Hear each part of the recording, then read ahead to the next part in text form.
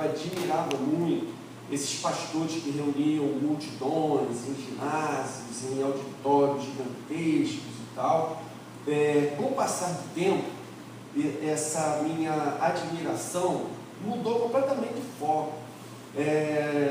Na verdade, eu acho que assim, esses pastores são importantes, acho legal ouvi-los, eles têm, claro, o seu valor, mas eu considero que você pregar de manhã numa cidade, de tarde em outra, no final do dia outro e assim sucessivamente, na maioria das vezes, o que essas pessoas fazem é preparar um sermão que eles vão repetir 20 vezes, 40 vezes, 50 vezes, e à medida que ele caminha, e eu acho que os irmãos aqui devem perceber isso, nada melhor para o nosso ego do que a gente ser convidado para pregar fora, não é verdade?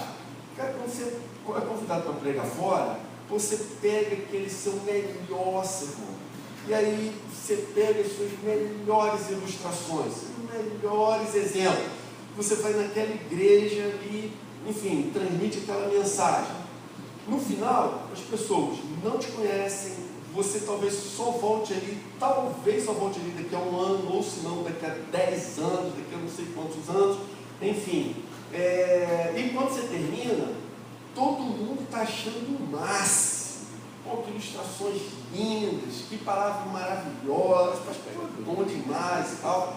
Mal sabe a dificuldade que você tem como pastor de congregação de semana após semana alimentar o seu povo, semana após semana manter o seu povo motivado, apaixonado por Jesus. Então hoje, esses pastores de congregação são os homens que eu efetivamente admiro, são os homens que eu efetivamente sim tenho com todo apreço no meu coração. Eu sei a dificuldade que é você ficar ali cuidando do seu povo, sendo conhecido pelo seu povo, conhecendo o seu povo e pastoreando efetivamente essa gente que Jesus colocou nas suas mãos, nas nossas mãos. Então, esse trabalho de efetivamente pastorear pessoas, cuidar, alimentar, tratar, ajudar, prosseguir nesse caminho, esse trabalho é incomparável, mas incomparavelmente mais difícil. Então, a única coisa que eu posso dizer para vocês é que quando vocês chegarem na presença do Senhor, vocês receberão o galardão. Amém. Ele vê o esforço de vocês, ele vê o nosso esforço, ele sabe. Talvez seu nome nunca apareça num cartaz, se divulgado como um grande pregador, um grande preletor, mas o Senhor sabe, esse trabalho é o difícil, esse trabalho, para esse trabalho que Ele nos chamou. Então, você que tem feito isso com fidelidade, com zelo, com dedicação, mesmo que na maioria das vezes você nem seja reconhecido pelo seu próprio povo, que é o que acontece, né? Lá na minha igreja, assim, as pessoas não dão valor pelo fato de eu estar ali semana após semana, mas se eu levo um pregador de fora, de gente, que pastor, esse sim, né? Esse pastor prega bem, esse pastor, coisa maravilhosa. Então vocês sabem como é. Então, que Jesus abençoe vocês. Estou muito feliz de estar aqui. E coube a mim o desafio de falar alguma coisa para vocês sobre células. Então, gente, eu vou ser sincero aqui, vou falar de algumas tentativas que fizemos e fracassamos, o que deu certo, por que deu certo, e esse assunto ele é vasto demais, esse assunto é muito amplo. Então, eu precisei escolher 2 temas principais para a gente abordar aqui nessa manhã.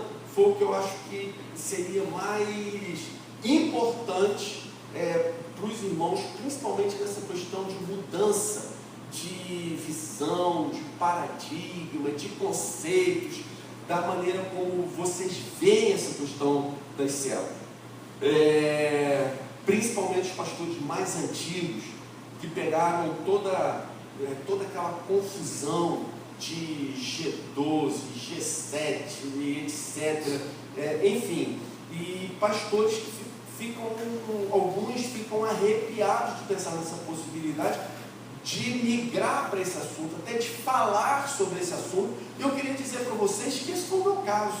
Eu passei por essas coisas, fiquei extremamente preocupado quando esse assunto voltou à tona, mas eu quero contar essa história para vocês aqui. Então, gente, vamos lá. Eu só vou mencionar a igreja oceânica aqui, para vocês terem uma ideia do que a gente está falando. Ela nasceu formalmente no dia 31 de outubro do ano 2000, ela é fruto do trabalho de um pequeno grupo ali na região oceânica. Hoje a gente está com algo em torno de 1.500 membros atuantes. Isso aqui é um rol verdadeiro que a gente tem lá, tá certo? E temos um pouco mais de 70 células saudáveis funcionando hoje em dia. Já estivemos bem melhor. A verdade é que nós já estivemos muito bem nessa questão das células, e por estarmos bem, eu relaxei, e a culpa foi totalmente minha da gente hoje não estar muito melhor. Eu vou, à medida que, se Deus permitir, vou falar um pouco mais sobre essa questão, sobre esse assunto. Nós não usamos células como uma estratégia de crescimento da igreja. Apesar das células terem um potencial evangelístico poderosíssimo, que vai ser o assunto da segunda palestra nossa nessa manhã aqui, se Deus permitir. Mas a igreja, ela já começou, desde que começamos o grupo pequeno lá, pouco antes do ano 2000, o ano 2000 foi o ano oficial de organização, mas ela já vinha crescendo de uma maneira até bem consistente. Muitas pessoas perguntaram, mas o que você está fazendo? Por que isso daí está dando certo? Afinal de contas, você usa uma estratégia? O que você faz que esse trabalho de vocês no engenho do mato está crescendo?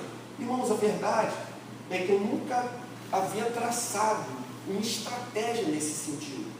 Na verdade, eu tenho até dificuldade de entender como que alguém faz o curso de plantação de igreja, aprende a traçar metas de plantação de igreja. Eu tenho dificuldade de entender isso, apesar de saber que em muitos casos funciona. Mas eu tive dificuldade de entender como que eu faço um projeto para dizer que no fim do ano eu vou ter tantos membros.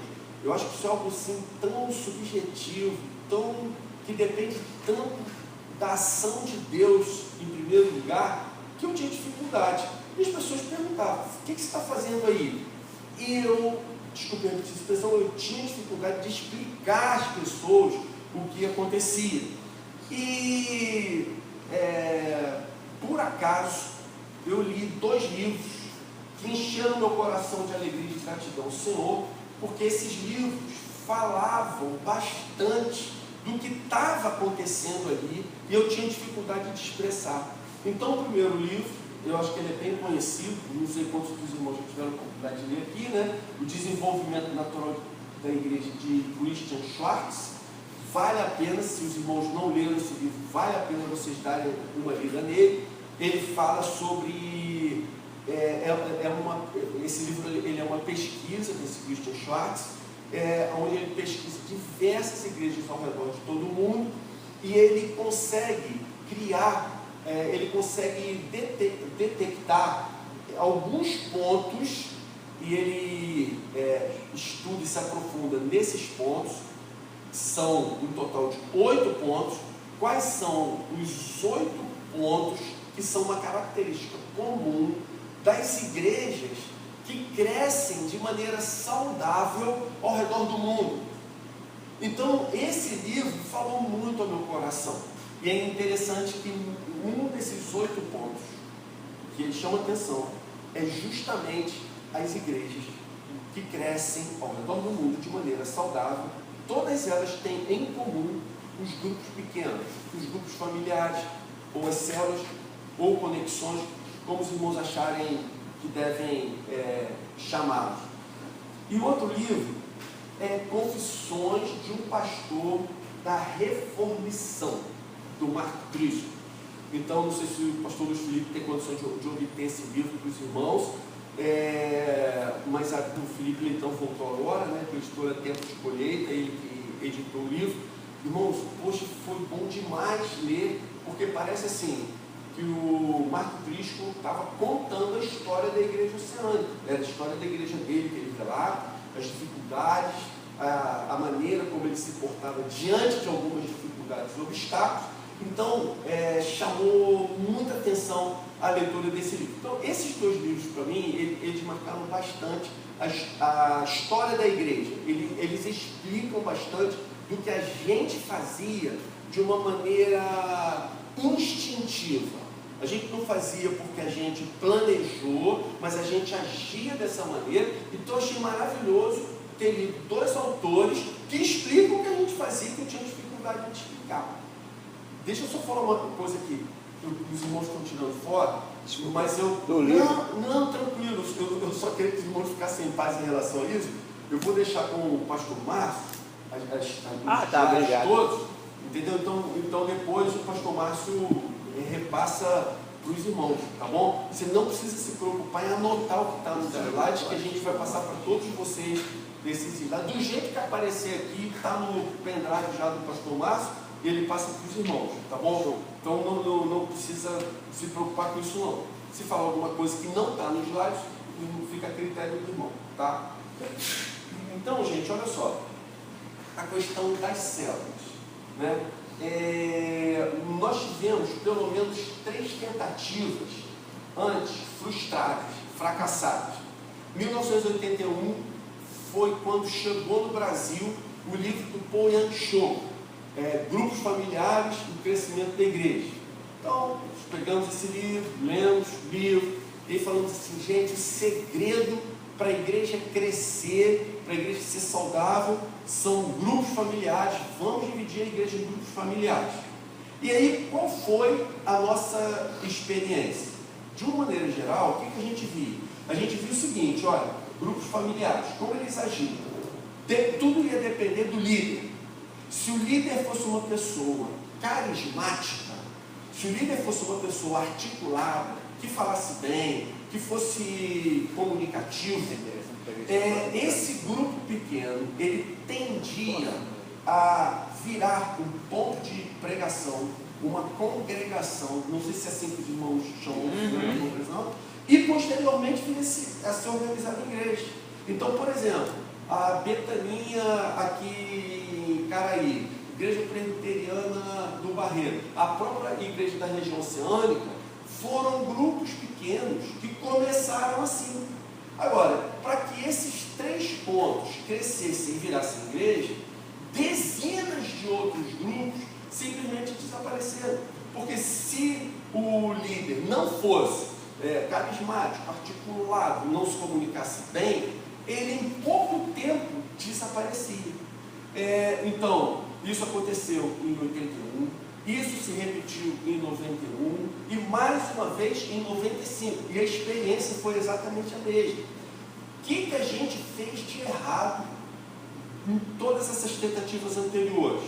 Nós procurávamos, nós fazíamos com que a reunião do grupo pequeno fosse uma espécie de mini culto do domingo.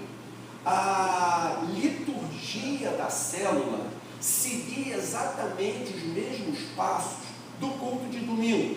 Então tudo começava com um louvor. E aí o louvor, alguém logo ligava no equipamento de som da casa, as cadeiras eram colocadas como se nós estivéssemos arrumando um auditório, um olhando para a parte de trás da cabeça do outro, e o líder do grupo pequeno colocava um púlpitozinho ou qualquer coisa que ele pudesse apoiar a Bíblia, e ele faria uma pregação. Irmãos, a verdade então voltando à questão, se fosse articulado, comunicativo, etc., aquilo provavelmente ia para frente, ia virar uma igreja. Ou se ele não fosse uma pessoa articulada, o que a gente ia encontrar nesse grupo pequeno? A gente ia encontrar algo similar a um culto de domingo, mas muito inferior em termos espirituais. Por quê? Porque quem prega no domingo é o pastor que está preparado, que estuda para preparar o seu sermão, que já tem toda uma bagagem, que tem tempo, dedica boa parte do seu tempo para preparar aquela mensagem. Quando nós vamos para a célula, o líder, na maioria das vezes, é alguém que tem outras ocupações, Ele vai passar o dia trabalhando, o dia preocupado lá com o seu trabalho, com o seu ganha-pão. Ele vai se preocupar com a célula, ou com o grupo pequeno, ou no transporte, quando sai de casa, ou de uma maneira até desumana, no fim de semana. Ele vai tirar tempo da sua família para pensar no que ele vai pregar durante a semana. É uma pessoa amadora, ele não é uma pessoa que tem dedicação exclusiva, nem muito tempo para dedicar aquilo. Da mesma forma que os grupos que descem, vamos chamar assim, a sorte de chamar para fazer um louvor do grupo pequeno, da célula, alguém que era bom no louvor do culto de domingo, também já era um grupo pequeno que já saiu na frente, percebe? Então isso, hoje nós aprendemos que um erro fatal que vai levar a sua célula, o seu grupo pequeno a acabar, é você querer reconstituir a liturgia de domingo no grupo pequeno. A liturgia do grupo pequeno é completamente diferente. O objetivo é totalmente outro. Não há a menor necessidade do líder do grupo ser nem articulado, nem comunicativo, nem um profundo conhecedor. Olha só, não precisa sequer ser um profundo conhecedor da palavra. Basta ser alguém que ama estar com as pessoas e se preocupa com elas. Na nossa experiência, o que a gente viu foi pessoas, vamos chamar igreja em célula, vamos chamar as igrejas que não são em células, igrejas, como eu queria dizer tradicional, não é tradicional, convencional, tá bom? Então, a igreja que não é em célula é a igreja convencional aqui, prefeito do nosso estudo, ok? Então, o que você vai descobrir?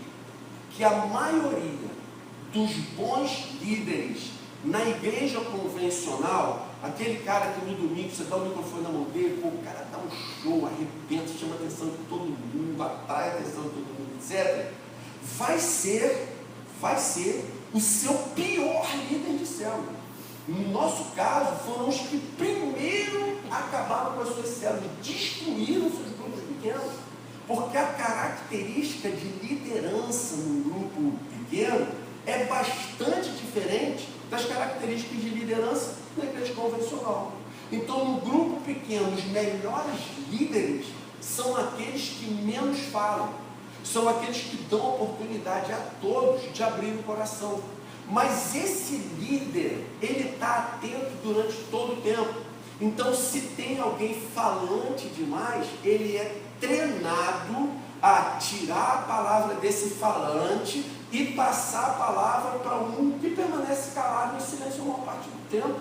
E ele distribui a palavra a todos aqueles dali, todos se manifestam, todos falam, e aí sim, quando chega na hora de concluir, aí cabe ao líder. Mas ele já foi preparado para aquela reunião, ele já foi preparado para essa conclusão, e ele vai fazer bem feito.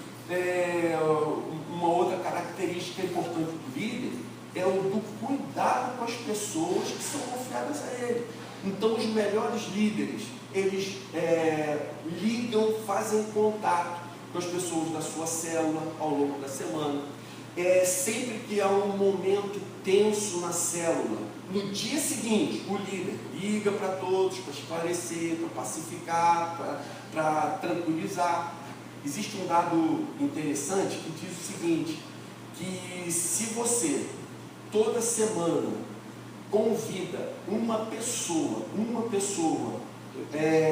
para frequentar a sua célula, olha só, uma vez por semana, você liga para uma pessoa e convida aquela pessoa a frequentar a sua célula. Se você toda semana, ao longo de um ano, fizer isso, no final de um ano, os 52 convites que você fez, pela pesquisa, garante que dos 52, 10 aceitarão o convite e irão se tornar membros da sua célula. Olha só. Então, o que isso significa? Que se você explica isso para o líder, e a pessoa é um líder de fato interessado e comprometido, esse líder separa um tempo na sua agenda para agir dessa maneira. E ele vai fazer os 52 telefonemas ao longo do ano. Quando chega ao final do ano, ele ganhou 10 novos membros para a sua célula. Como uma célula com 10 membros já é uma célula gigantesca, isso significa que o líder sozinho, por si próprio, consegue multiplicar a sua célula uma vez por ano, dando uma ligação por semana. Então veja, as características de um bom líder de célula são completamente diferentes das características de um bom líder da igreja convencional. A nossa experiência foi, um bom líder da igreja convencional foram os primeiros a acabar com as suas células. E pessoas que na igreja convencional têm horror a microfone, acabaram se tornando os melhores líderes de célula. Pessoas que na igreja convencional passam despercebidas. Ninguém sabe que aquela pessoa nem existe. Parece uma pessoa, me perdoa essa expressão, né, mas só para reforçar essa ideia, parece uma pessoa absolutamente insignificante na igreja.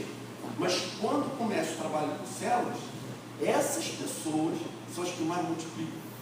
Nós tivemos lá, as nossas experiências foram assim, uma dessas líderes que tinha horror a microfone, ela multiplicou sua célula pelo menos 7 vezes seguidamente e virou supervisora da célula.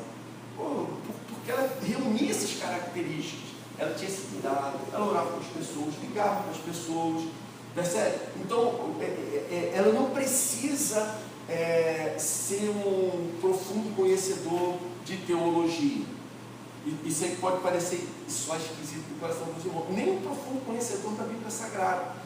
Uma das estratégias que nós usamos lá na igreja, eu sei que isso varia de igreja para igreja, mas uma estratégia muito boa que a gente usa o que é discutido na célula é o sermão do domingo.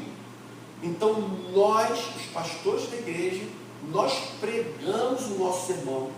Quando os líderes chegam na igreja, eles já recebem o roteiro pronto, com as perguntas que eles podem usar para conduzir a reunião de célula, e eles são treinados para observar isso.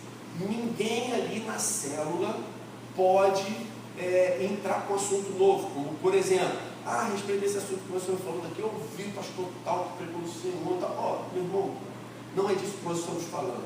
Do que foi pregado no domingo pelo pastorzinho lá no Engenho do Mar, o que falou o seu coração? O que vai mudar na sua vida a partir desse momento?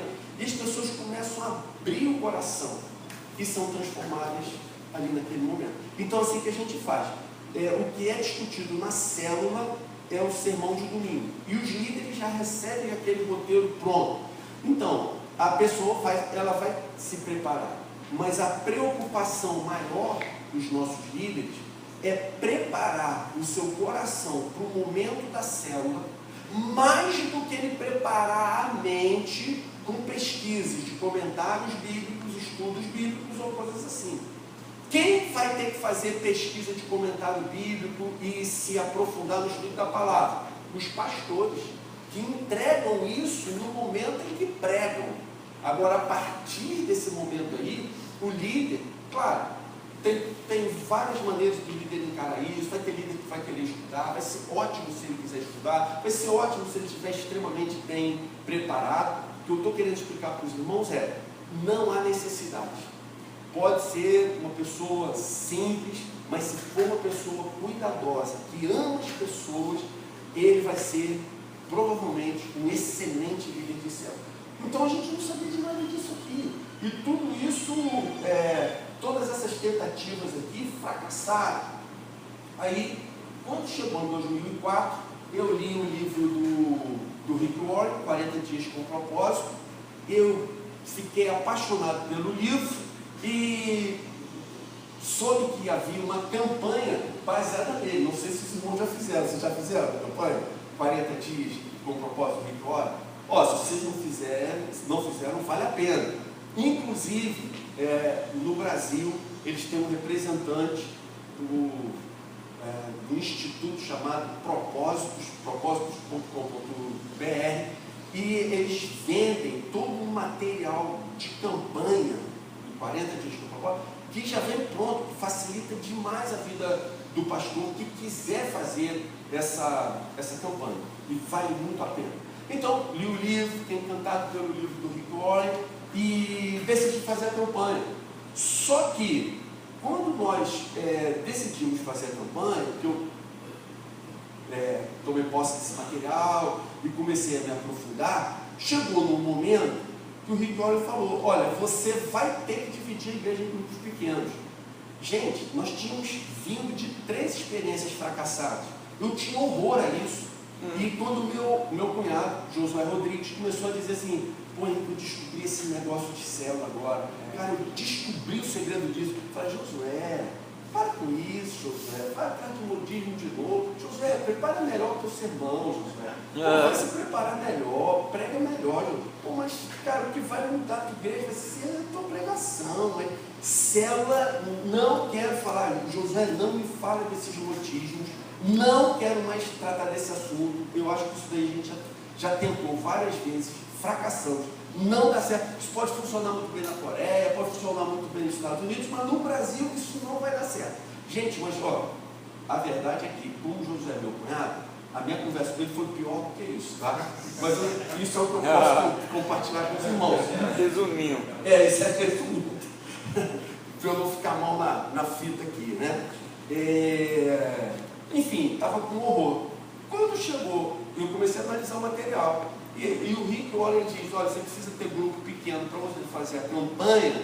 Aí eu me vi numa situação muito complicada. Falei: meu Deus, o que eu vou fazer?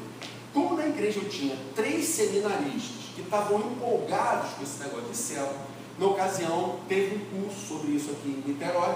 Eu falei, muito mal-humorado, totalmente contra a minha vontade. Eu falei para os seminaristas: ó, gente, faz o seguinte, vocês querem ver sobre isso? Querem falar sobre isso? Cara, tá bom, vocês vão lá, fazem, a gente paga para vocês irem fazer o curso, vai lá, faz o curso e tal. E a gente combina assim: na campanha eu vou ficar responsável por pregar durante a campanha.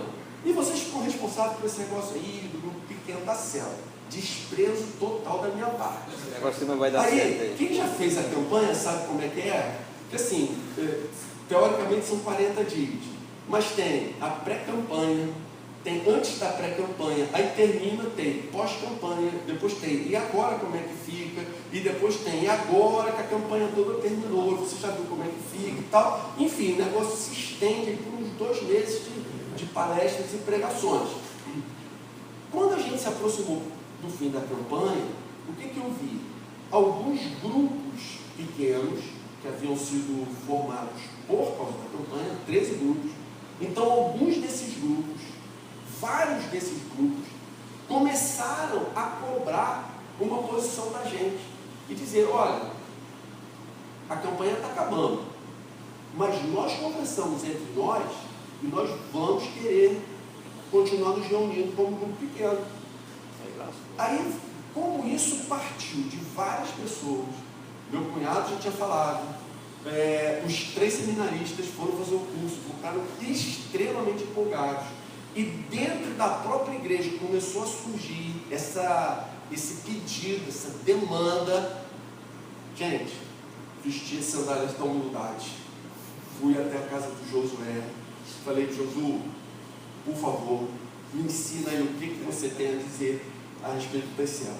E ele começou a falar. Aí ele falou assim: pô, Henrique, mas no seu caso eu não sei o que fazer. A minha dúvida era: para tudo e eu estudo isso, depois implanto tudo ou continuo do jeito que está? Então eu fiz algo que, se fosse hoje, eu não faria. Mas na época eu peguei um avião, o Josué foi comigo, fomos até Curitiba, Roberto Lage, sentamos com o Roberto Lage, expliquei a situação e o Roberto falou: não, já que o pessoal está gostando, não pare. Mas aí ele traçou alguns planos para a gente.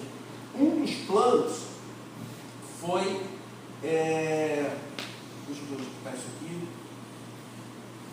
Um dos planos foi pegar um material que ele tem pronto, que hoje ele chama de Restaurando a Visão de Deus para a Igreja.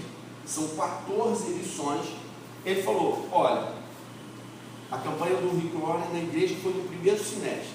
Ele falou: pega esse material, restaurando a visão de Deus, que na verdade, dentro desse contexto, é restaurando a visão das células na igreja, e ele falou, e prega 28 sermões.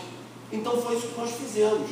O nosso segundo semestre de 2014 todo foram pregações a respeito de valores de igreja em células, sem falarmos para a igreja que nós estávamos restaurando a visão das células, que nós estávamos entrando na visão das células.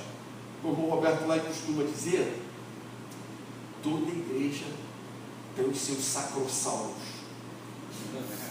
Sacrosaulo é aquele ser que fica quietinho, parado, esperando o pastor fazer alguma coisa. Se o pastor dá um passo em falso, os sacrossaulos acordam. E aí pode ser terrível.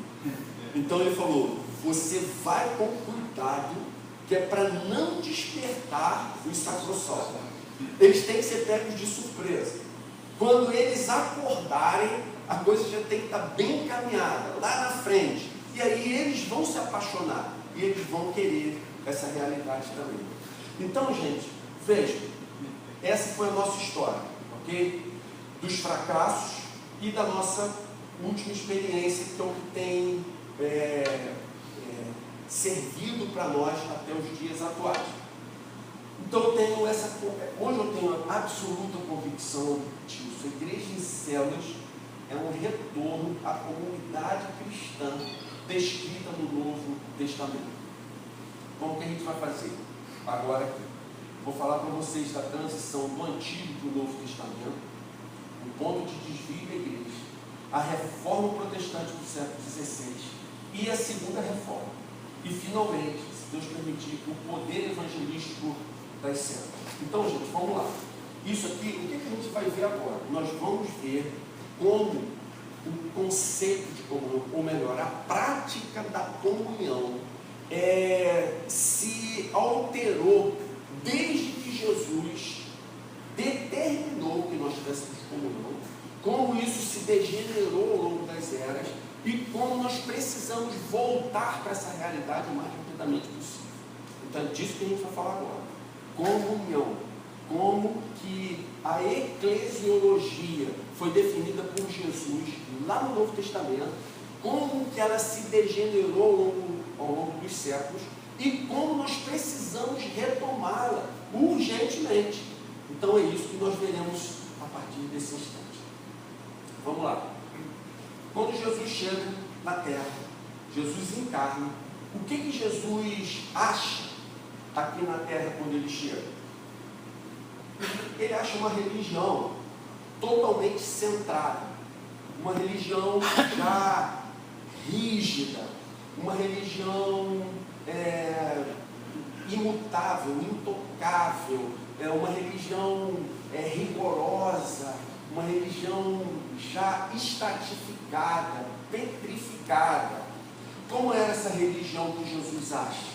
A religião que vinha do Antigo Testamento, que funcionou muito bem num determinado momento, numa era, mas depois chegou o seu tempo do fim. Bem, como era essa religião do Antigo Testamento? Ela era centrada num local geográfico, que é o povo de Israel, numa cidade, ou melhor, local geográfico não é propriamente o povo de Israel, no local geográfico, o Estado de Israel, numa cidade, Jerusalém, num templo específico que ficava na cidade de Jerusalém, num sacerdócio muito limitado e bem específico, que era a tribo de Levi, num dia especial de adoração, que era o sábado. Quando Jesus chega, é isso que Jesus encontra. Jesus prega o seu primeiro sermão, pelo menos o seu primeiro sermão conhecido, o Sermão do Monte. Gente, como é a estrutura do Sermão do Monte? A estrutura do Sermão do Monte é assim: olha, vocês ouviram o que foi dito? Eu, porém, vos digo. Em outro momento, está escrito, mas eu vos digo. Foi dito, mas agora eu digo a vocês. Então, Jesus pega uma série de coisas que até então eram consideradas intocadas, inegociáveis, e Jesus fala algo diferente, Jesus fala algo novo. O que Jesus está fazendo? Jesus está trazendo o vinho novo da sua mensagem. Mateus 9, 16 e 17, aqui especificamente versículo 17, o que Jesus ensina? Jesus diz assim: não se põe vinho novo em vasilha de couro velha. Se o fizer, a vasilha arrebentará, se estragará. Ao contrário, põe-se vinho novo em vasilha de couro nova, e ambos se conservam. Jesus está se referindo a quê, nesse momento aqui? O que Jesus diz que são as vasilhas de couro velhas? Irmãos, as vasilhas de couro velho aqui é a antiga religião de Israel, é o judaísmo. As vasilhas de couro velhas são os velhos rituais, a velha tradição, os cerimoniais judaicos vazios. Então Jesus pega e diz: olha, essas coisas que vocês faziam até agora e davam tanto valor, os rituais, a tradição, os cerimoniais, se eu trouxer a minha mensagem e colocar por cima disso tudo, essa religião de vocês não suportará, ela não vai aguentar, ela vai se desfazer. Então, o que Jesus faz? Ele pega a vasilha de couro nova, capaz de suportar o vinho novo da sua mensagem, e coloca a sua mensagem nela. Quais são as vasilhas de couro novas, ou a vasilha de couro nova, que ele apresenta no Novo Testamento? Irmãos, se você pegar Atos 2, 42 a 47, você vai descobrir. É a igreja que surge, percebe? As vasilhas de couro velhas são os rituais e cerimônias do Antigo Testamento. E o que é a vasilha de couro nova, sobre a qual Jesus pode, ou dentro da qual Jesus pode derramar a sua nova mensagem, que ela vai suportar? Então, a vasilha de couro nova é a igreja do Novo Testamento, é a igreja de Jesus que surge a partir de então. Eu me lembro quando eu me converti, e a primeira vez que eu li Atos 2, 42 e 47, terminei de ler, eu fiquei impressionado. Os irmãos lembram do que diz essa passagem? Eles se dedicavam ao ensino dos apóstolos, à comunhão, ao partir do pão, etc. Todos os dias continuavam a reunir-se no pátio do templo, de casa em casa, ok? Então, quando eu terminei de ler pela primeira vez esse texto, gente, eu botei a Bíblia debaixo do braço, peguei minha bicicletinha, fui correndo na casa do pastor Antônio Elias. Perguntei: reverendo, por que a nossa igreja não vive assim? Por que a nossa igreja não vive dessa maneira que está aqui? A resposta vem daqui a pouco. Então, irmãos, olha só, Jesus fez essa transição. O que Jesus fez? Ele pegou aquela antiga instituição do Antigo Testamento e transformou aquela instituição num grande movimento. Jesus não manteve aquela tradição, mas ele fez algo novo. Agora o que Jesus fez foi um grande movimento. Jesus foi o grande protagonista daquela transição. Então vamos lá, a gente vai entrar no segundo ponto. Então vamos só lembrar os 2 primeiros séculos da era cristã. Como os cristãos viviam nos 2 primeiros séculos? De acordo com a descrição de Atos 2, 42 e 47. Perseveravam na comunhão, na doutrina dos apóstolos, e etc, etc. Nos 2 primeiros séculos, os cristãos, eles assumiam a sua fé com determinação, mesmo sabendo que a sua declaração de fé representaria a imediata perda de todos os seus bens, que eram confiscados pelo império, sabia que a sua família seria dilapidada e ele mesmo seria entregue às feras.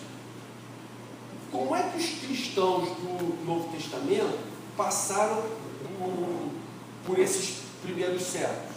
A esperança deles estava no reino de Deus, estava no reino por vir. Como eles pensavam? No coração deles, eles pensavam da seguinte maneira: olha, nós somos estrangeiros e peregrinos, nós não pertencemos a esse mundo. Então, eu sei que se eu declarar a minha fé em Jesus, eu perco a minha família, eu perco o meu patrimônio, eu perco a minha vida, mas eu não sou daqui. Jesus foi na frente, ele foi preparar um novo lugar. Eu quero morar na cidade santa. Então, ao longo dos 2 primeiros séculos, os cristãos sofreram uma barbaridade, mas a esperança deles nunca se ateve a esse mundo. A esperança deles estava no mundo por vir, e essa esperança fez com que eles se mantivessem fiéis. Quanto mais a igreja dos 2 primeiros séculos sofria, mais eles tinham esperança no reino por vir, mais ansiavam por isso, e a expectativa deles era: Jesus disse que voltará para buscar a sua igreja, ele pode voltar a qualquer instante, ele pode voltar hoje, ele pode voltar daqui a pouco, agora de tarde, ele virá nos buscar, ele voltará. Durante os primeiros séculos, os cristãos viveram assim. E qual foi a grande catástrofe? Irmãos, a grande catástrofe, o ponto de desvio da igreja, foi o momento em que Constantino teria se tornado cristão.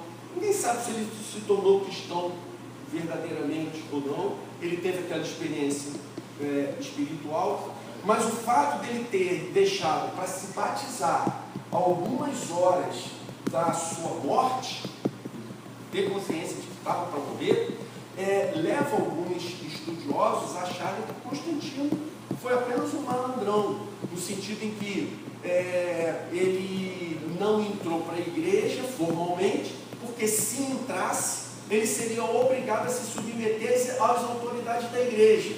Então ele não entrou formalmente para a igreja, a não ser a poucas horas da sua morte. E pelo fato dele ser imperador, ele tinha autoridade sobre todos, inclusive sobre a igreja.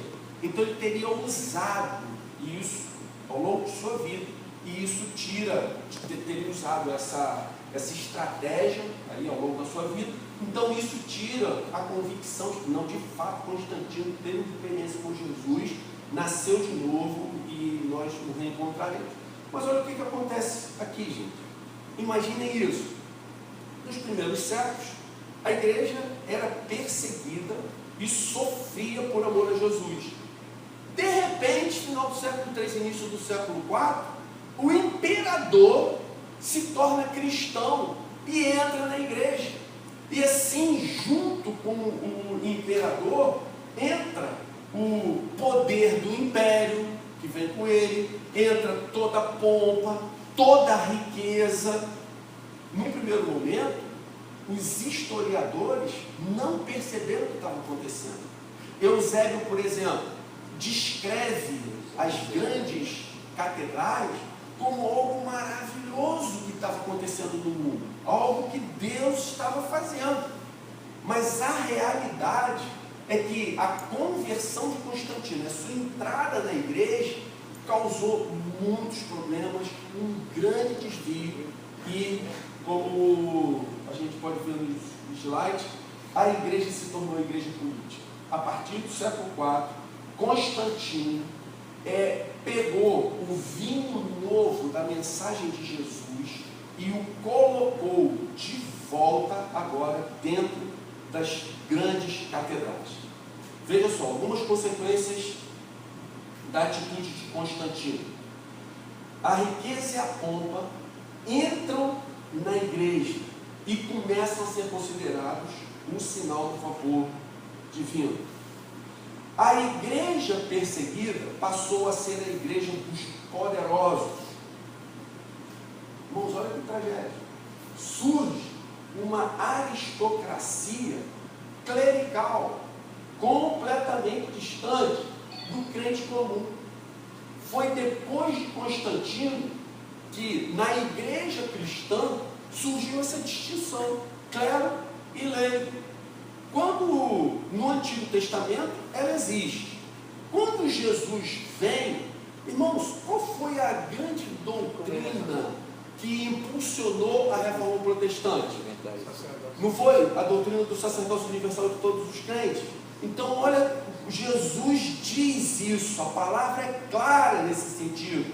O véu foi rasgado, o nosso sacerdote é o Senhor. Todo crente agora tem acesso à presença de Deus pelo sangue de Jesus, pela fé, pela confiança no sacrifício que Jesus fez na cruz por nós.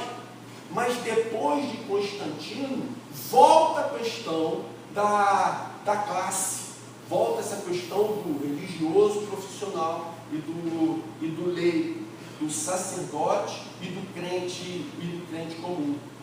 A igreja começou a imitar os costumes do império, não só na sua liturgia, mas na sua estruturação social. Quer dizer, da mesma maneira que havia lá os nobres, os ricos e poderosos e aquela estratificação, algo muito parecido começou a acontecer na igreja também. Veja o centro da igreja em Roma, a maneira como ela foi estabelecida, toda a hierarquia criada nela. Isso tudo teve forte influência, fortíssima influência de Constantino e do imperador romano, que se tornou, em muitos momentos a partir daí, o Papa da igreja e o imperador romano, eles se confundiam numa única pessoa. Para o nosso assunto aqui, e isso que nós falamos aqui, já é para você guardar no seu coração, ok? Isso é extremamente importante você guardar no seu coração. Mas a parte que eu quero ressaltar ainda mais agora é: Helena, se houve dúvidas a respeito da conversão de Constantino, nós não podemos afirmar a mesma coisa em relação à sua mãe. A mãe de Constantino se converteu de fato. E o que a mãe de Constantino, Helena, decide fazer? Bom, vejam só, imperatriz, com todo o dinheiro do mundo e todo o poder do mundo à sua disposição, que se converteu. O que ela vai fazer da sua vida agora? Eu não sei se você já teve esse desejo. Você já teve desejo de conhecer Israel? Terra Santa? Todo cristão, eu acho que tem, né? Todo cristão sonha um dia poder ir na Terra Santa, conhecer os lugares onde aconteceram os fatos ali, que os evangelhos narram, que a Bíblia menciona e tal. Imagina a Helena. O que Helena fez? Helena falou: gente, eu preciso, agora que eu me converti, ir na Terra Santa. Eu preciso peregrinar na Palestina. Pegou suas coisas e partiu. E o que Helena fez? Ela, à medida que ela chegou lá na Terra Santa, à medida que ela chegou em Canaã, ela começou a se informar a respeito dos lugares. Então, por exemplo, chegou em Belém e perguntou: aonde foi que Jesus nasceu? Ele nasceu naquela grutazinha ali, aquela cavernazinha ali, pequenininha ali naquele canto. O que Helena fez? Construiu um monumento em cima. Aonde que Jesus pregou o seu primeiro sermão, o sermão do monte? Foi ali no monte, vista para o mar, construiu um templo em cima. Onde que foi o Monte Calvário? Foi lá, construiu um templo em cima. Então, o que acontece depois de Constantino e principalmente da peregrinação da sua mãe à Terra Santa? Toda aquela visão centralizada em Israel, em Jerusalém, no templo que fica em Jerusalém, sacerdócio limitado, exclusivo da tribo de Levi. Depois de Constantino e de Helena, com o erguimento, com a edificação desses monumentos, desses templos, todos esses lugares voltaram a ser pontos de peregrinação, se tornaram referência de adoração. Então, tudo aquilo que Jesus havia desfeito em relação à religião do Antigo Testamento, depois de Constantino, tudo isso voltou a ser reconstruído. O templo havia sido destruído, o templo verdadeiro de Israel havia sido destruído no ano 70 depois de Cristo. Depois que o templo foi desfeito, houve uma ênfase ainda maior na vida dos cristãos, nas suas casas, nos seus grupos pequenos. Mas depois de Constantino, essa peregrinação, essa mentalidade de que existe um lugar específico para adorar, que é ali onde aquele monumento foi erguido, que é ali onde aquela catedral foi construída, tudo isso é retomado. Quando você leu a sua Bíblia pela primeira vez, como eu relatei aqui, né, Atos 2, 42 ou 47, eu li a Bíblia, fui lá na casa do pastor, eu li, pastor, porque a nossa igreja não vive assim, dessa maneira. Você nunca se perguntou o que aconteceu ao longo da história que fez com que aquela igreja de Atos 2, 42 ou 47 virasse as nossas igrejas de hoje? De onde vem esse hábito que nós temos de nos reunir no domingo, ou de manhã, ou à noite, ou de manhã e à noite, e sentarmos nessa disposição de cadeiras que estamos aqui? De onde vem isso? De onde vem esse costume de nos reunirmos no domingo, nesse modelo que estamos aqui agora, e alguém vir à frente e pregar a palavra dessa forma? De onde vem isso? Irmãos, de onde vem? Vem desse desvio de Constantino.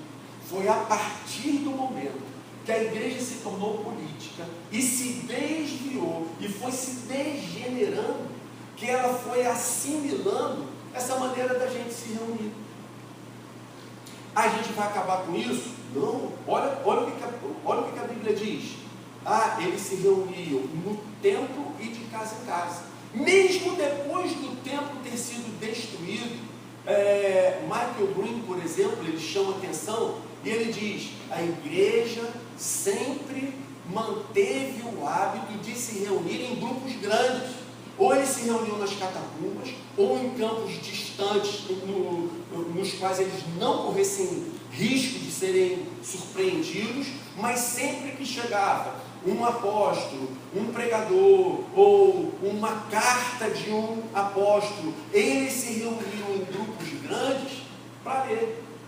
Mas e a vida da igreja? Aonde ela de fato acontecia? Nas casas, nos grupos pequenos. As conversões aconteciam em sua maioria nas casas. Era ali convivendo com as pessoas.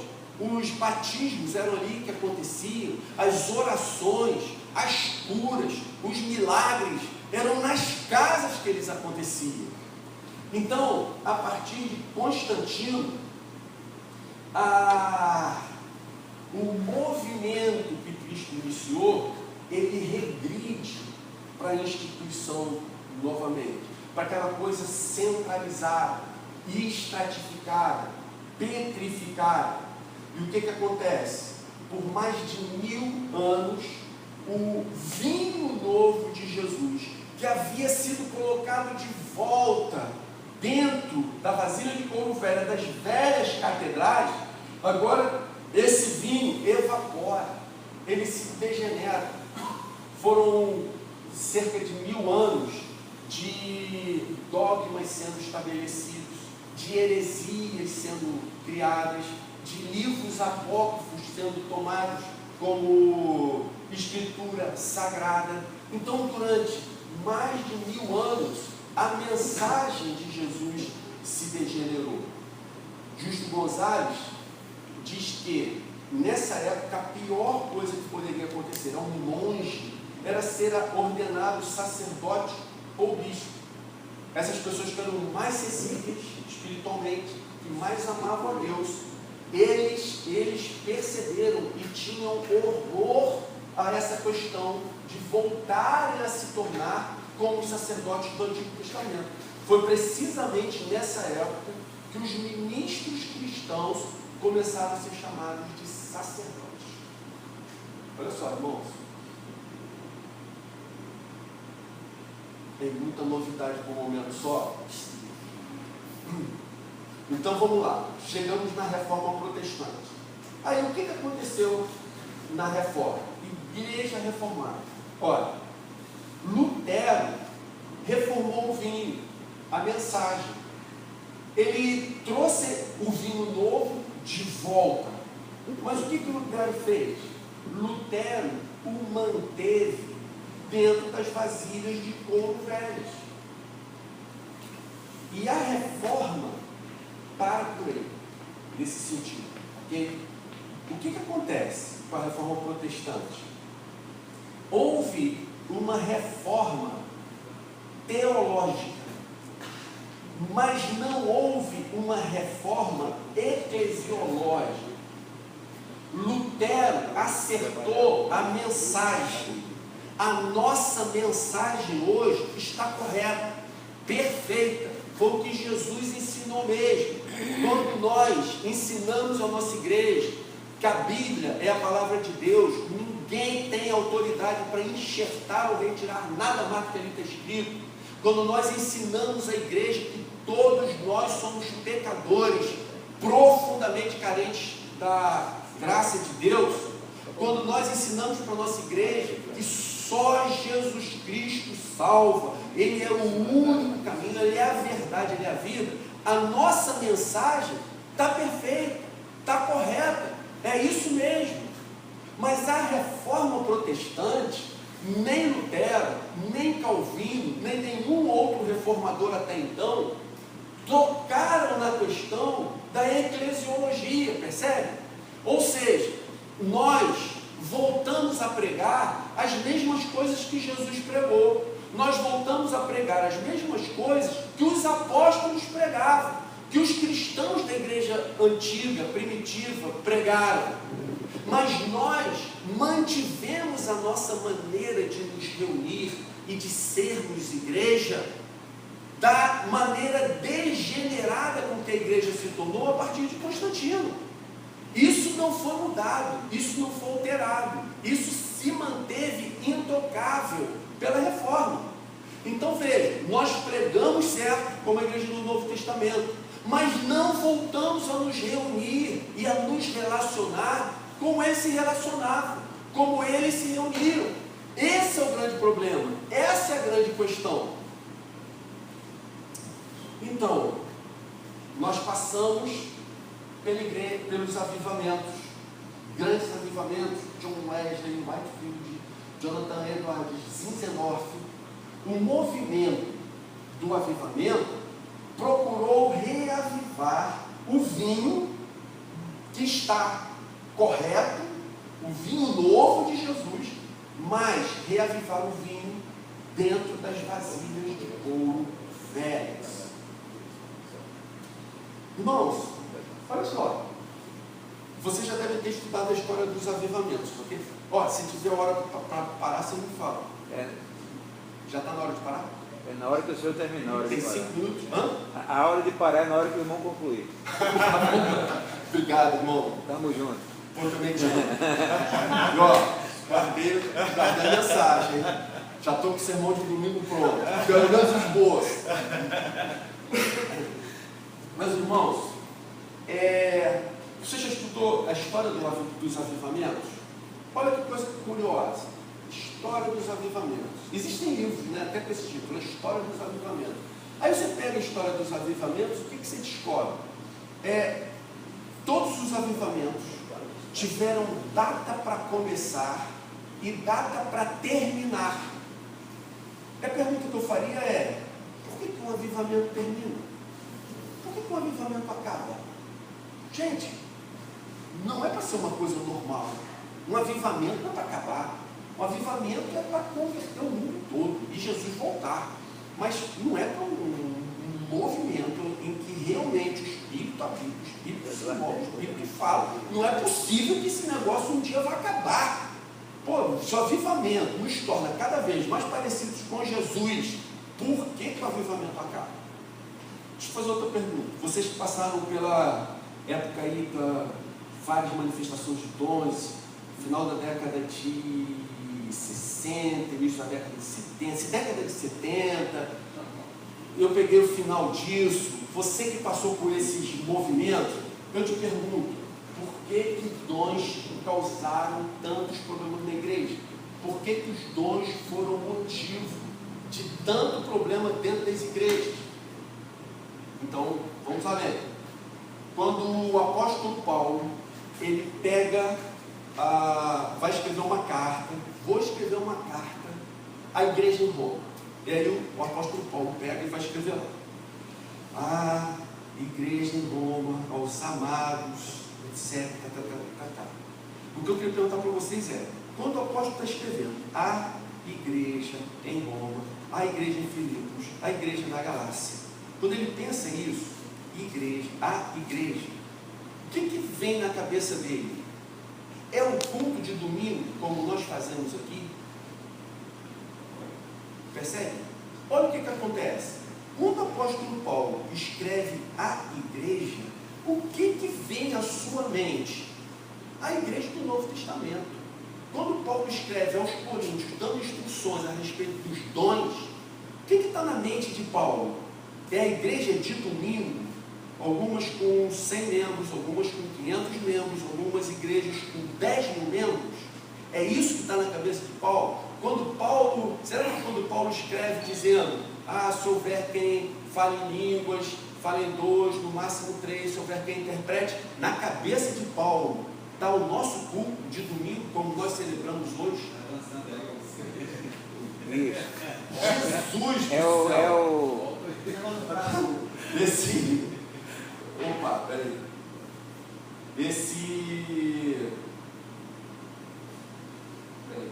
A gente foi até aqui, né?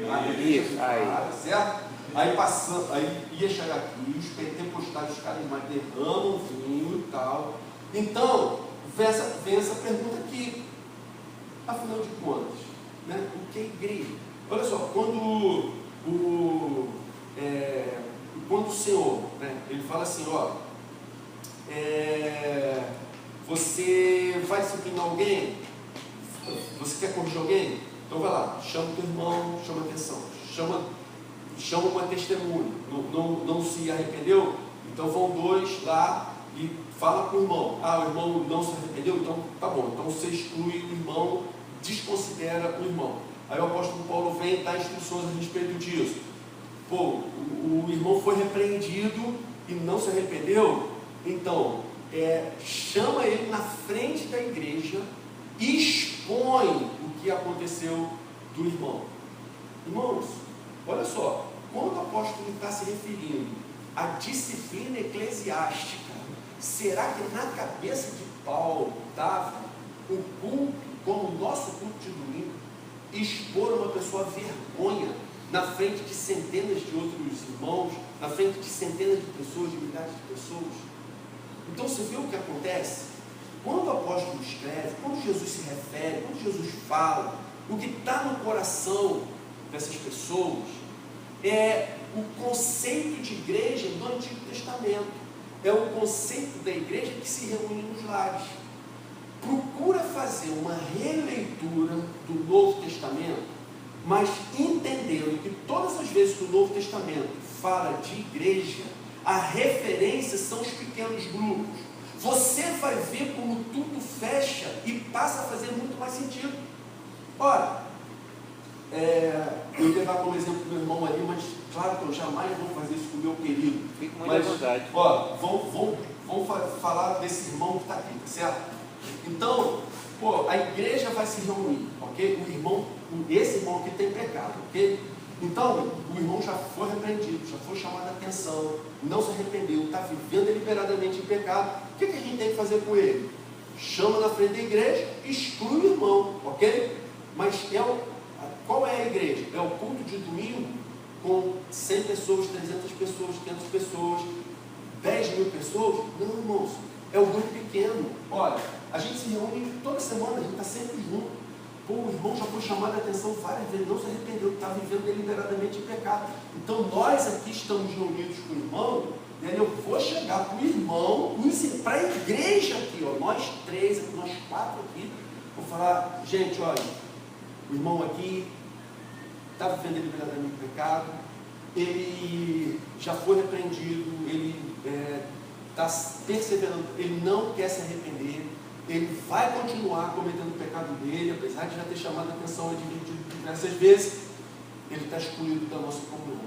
Irmão, você está excluído, até que você se arrependa, irmão, você não faz mais parte da nossa igreja, ok? Que Deus tenha misericórdia de você. Não faz sentido para vocês? Somos nós aqui, a gente que conviveu com o irmão, a gente que está sempre com ele. É totalmente diferente de expor uma pessoa publicamente a vergonha diante de centenas e de milhares de pessoas. Orar em língua. 2, 3, souber quem interprete. Cara, como é que num culto com 1000 pessoas eu vou me arriscar, ficar em pé e começar a orar numa língua estranha? Mas é um grupo aqui.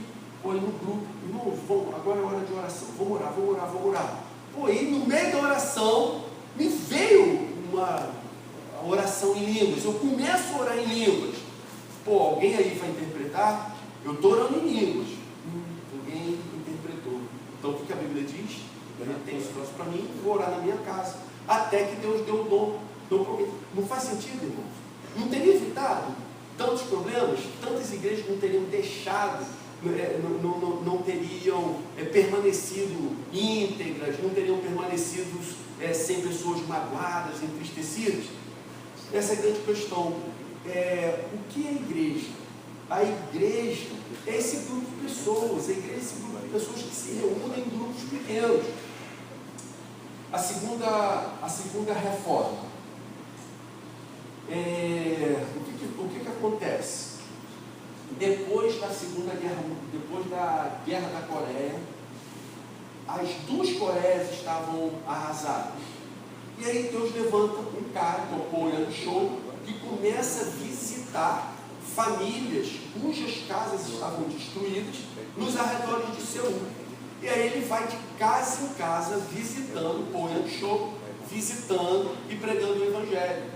De repente, e não foi algo intencional da parte do Paul Yang-shou, de repente ele começa a perceber que muita gente vai se reunir ali naquela casa. Percebe? Pô, a casa ali, daquelas pessoas ali, aquela casa ali está destruída. Eu, pastor, vou lá, oro com elas, prego o Evangelho para elas se convertem. Semana que vem eu volto. Quando eu volto, o que acontece? Aquela família já chamou os vizinhos. E aí eu prego para eles, falo do Evangelho, eles enchem o coração de esperança e assim vai. Foi esse evangelismo que tornou a Coreia um país cristão e fez da Coreia do Sul um país altamente desenvolvido como você vê hoje. Quer ver a diferença de um país cristão, Coreia do Sul, para um país comunista, Coreia do Norte? Dá uma olhada, entra no Google e pede Península Coreana à noite. Você vai ver a diferença brutal de um para o outro. A igreja cristã da Coreia explodiu, começou a crescer de maneira saudável. E isso não é modismo, nenhum modismo teológico lá. A imensa maioria das igrejas em células coreanas são igrejas chamadas históricas, são denominações antigas. As igrejas presbiterianas lá têm 50 mil membros, 70 mil membros. As igrejas batistas têm dezenas de milhares de membros. Então são pessoas cuidadosas, zelosas da palavra de Deus, que perceberam que estava havendo um movimento novo e diferenciado. Então o que deu errado? O que deu errado foi o seguinte: as pessoas olharam para a igreja coreana e disseram assim, que nem nós fizemos. Eu comecei a nossa história aqui contando isso. Li o livro do Paul Yang-shou, grupos familiares é o segredo. Vamos dividir em grupos familiares. Então, líderes da igreja remendaram. Líderes de igrejas tentaram remendar as vasilhas de couro dos grupos pequenos, as vasilhas de couro velhas da igreja tradicional. Okay? O que está acontecendo nos dias de hoje?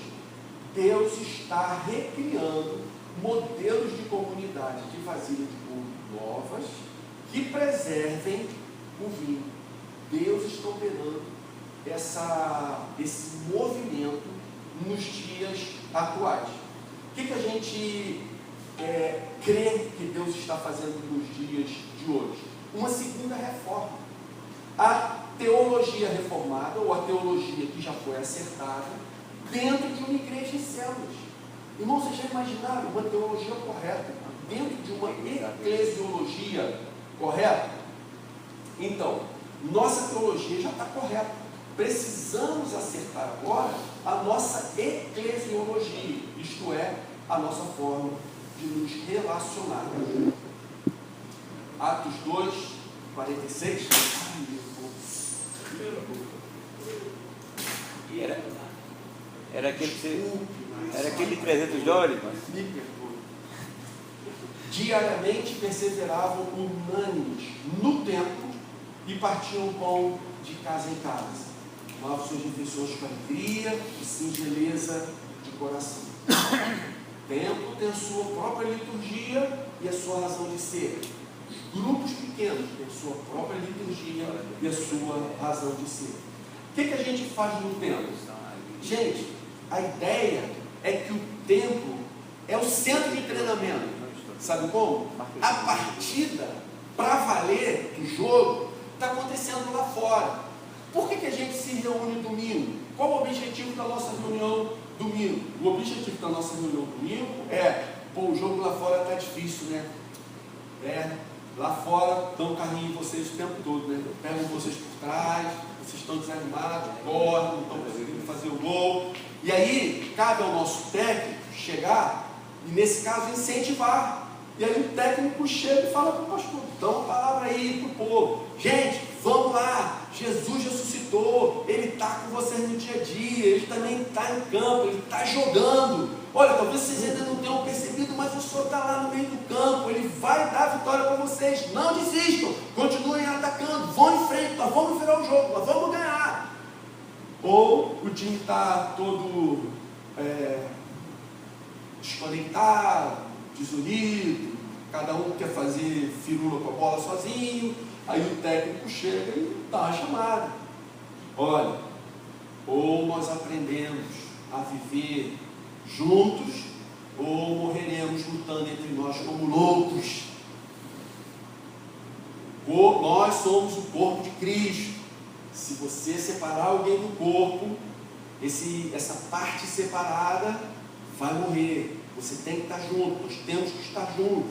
Ou o time está todo, enfim, o técnico vai mandando a palavra certa. Então nós nos reunimos para o técnico da palavra. Ou incentiva, ou exorta, chama atenção, mas a ideia é essa. O jogo para valer, meus irmãos, não acontece aqui dentro. O jogo para valer está acontecendo lá fora.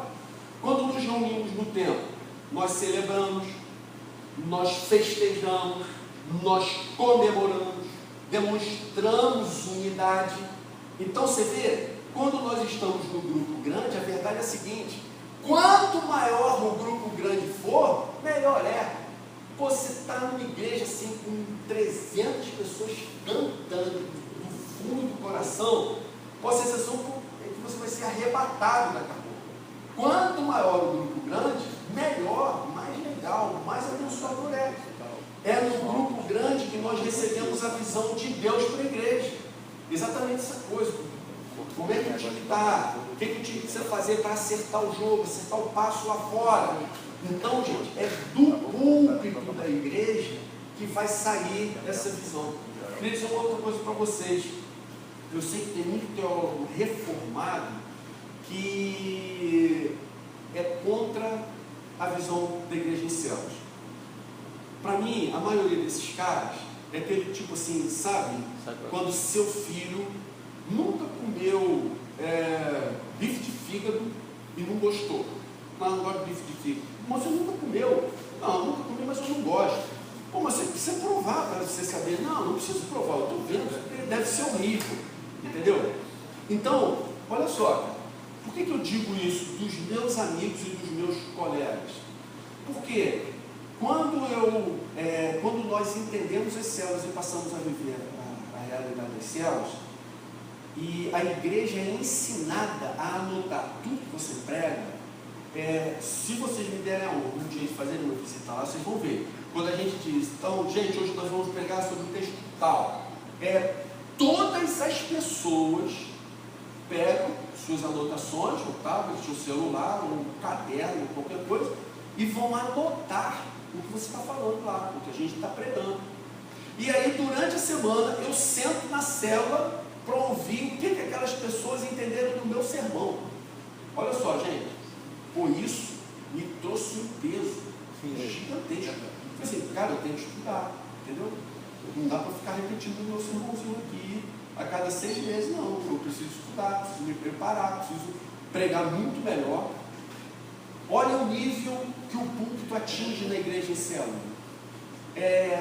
Agora no nosso retiro, a gente teve uma experiência muito legal. Um irmão veio comentar comigo, Deus está me abençoando muito, mas a coisa mais legal que me aconteceu no retiro foi, antes a gente estava frequentando uma certa igreja, quando eu dizia para os meus filhos que a gente ia, eles causavam um problema todo, eles não queriam ir de jeito nenhum.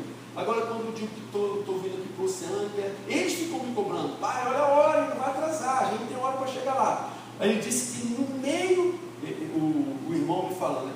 Estou no meio da sua pregação, o meu filho de 10 anos está com o celular na mão mexendo.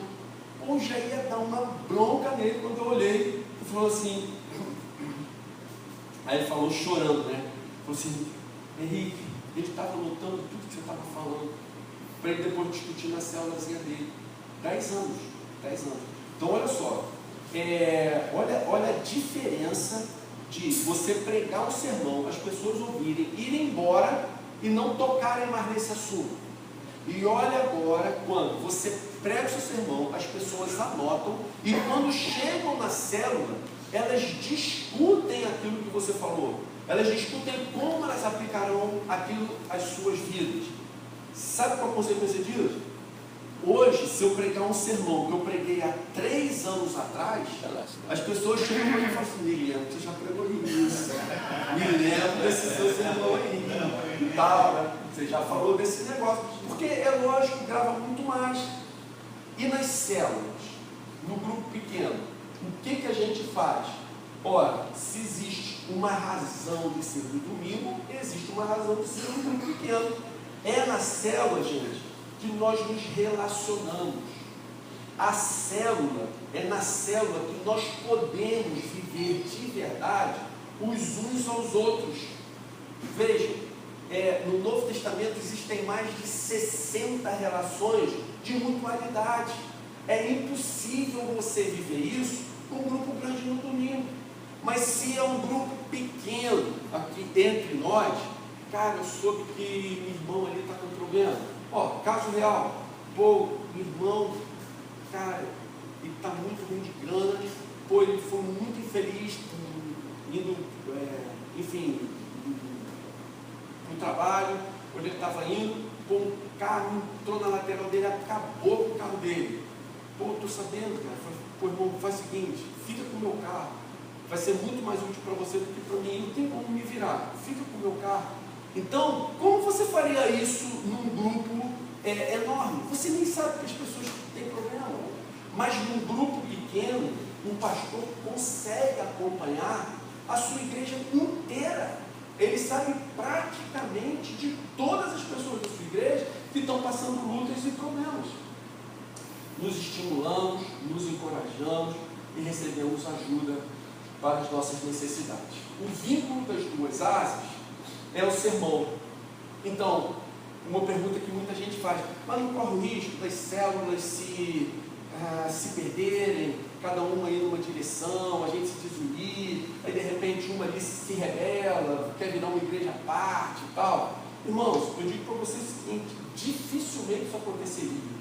Porque existe um vínculo forte que amarra todos esses grupos numa única coisa, num corpo só, que é o sermão.